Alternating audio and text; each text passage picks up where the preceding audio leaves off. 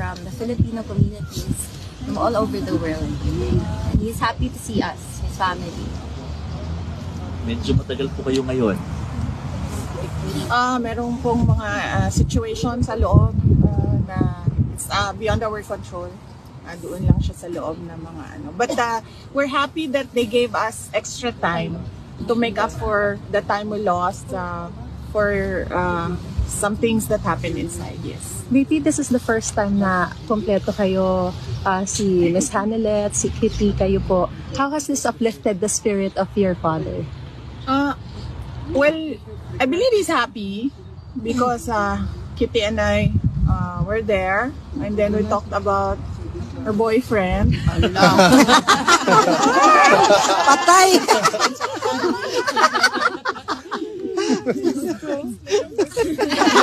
Nag-blush! Thank you. Bibi, Marlica po. Yes, Mama. Kumusta po si PRRD at this point in time? Okay naman siya. Okay siya. Kitty gave him a massage. Wow! And then Kitty, ikaw na magsabi.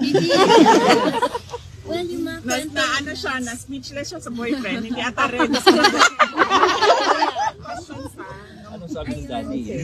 So ayun, I was updating him with the situation with our families, and is happy to hear that we are all doing well, that we are all okay, that we are continuing to pray for him. And ayun, mga positive things lang. We are telling him things that will uplift his spirit and things that will give him strength while he is inside. Nice. May advice pa siya sa'yo? Secret mo. May mga bilin About siya. boyfriend. May mga bilin siya, pero sa sunod na. Secret mo lang. Confirmation of hearing. This is something Confirmation that of charges. yes. Sa legal side, you need to talk to Nicholas Kaufman. So he's the only person that can talk about what they will do with regard to matters inside. Not a problem. I'm just waiting for one more document, and then tapos na yung trabaho ko dito. But personally, I'm okay. Are you going back to the Philippines after that? Yes, opo. Oo. Yan na lang yung inaantay, yung document na yan. Tapos pwede na akong umuwi. Vicky, Ikaw muna. Or ako muna? Okay, ako muna. Sige.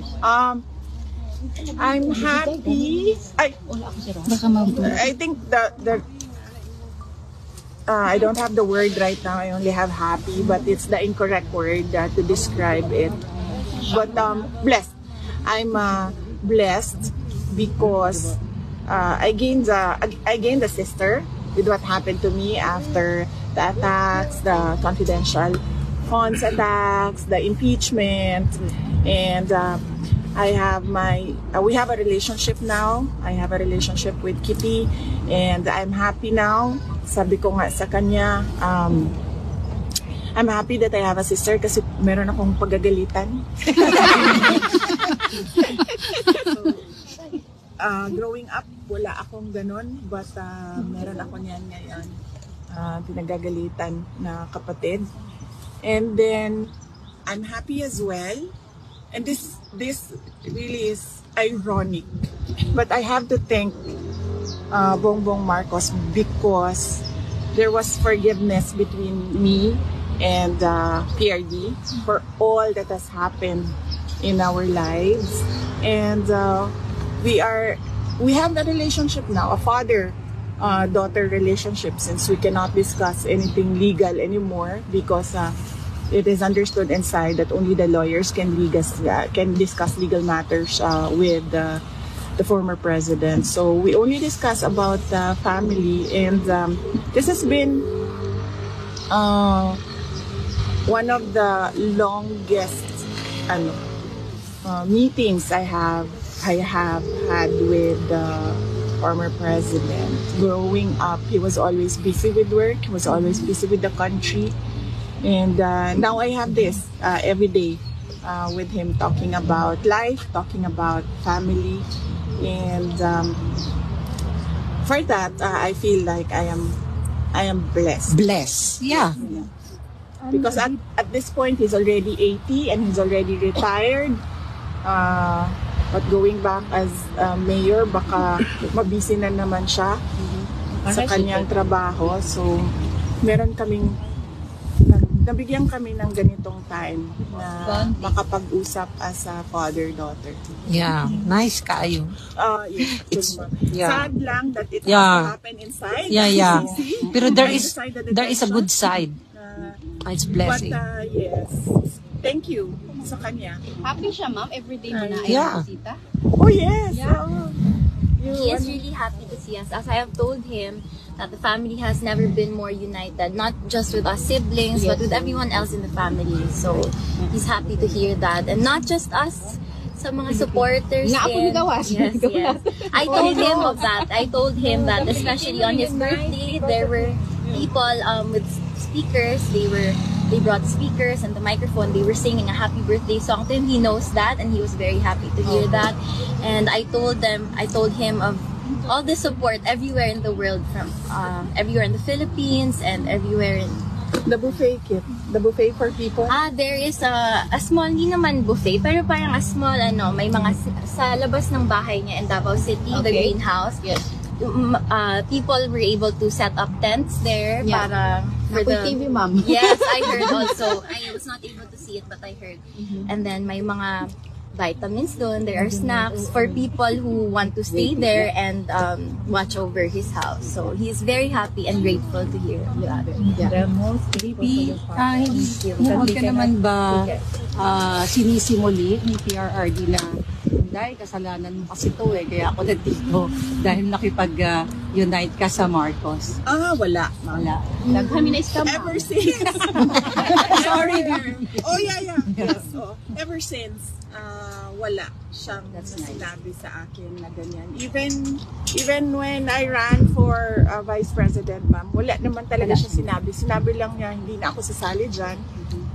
At kayo nang mag-desisyon yan. Yan lang yung sinabi niya when he was told by one of my siblings that I'm running for Vice President.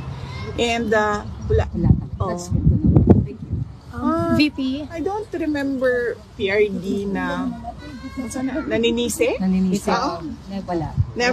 Never. Kasi I always remember him. I don't know, Kit, with you, but I always remember him when I was growing up. He would always say, you make your own history in this world.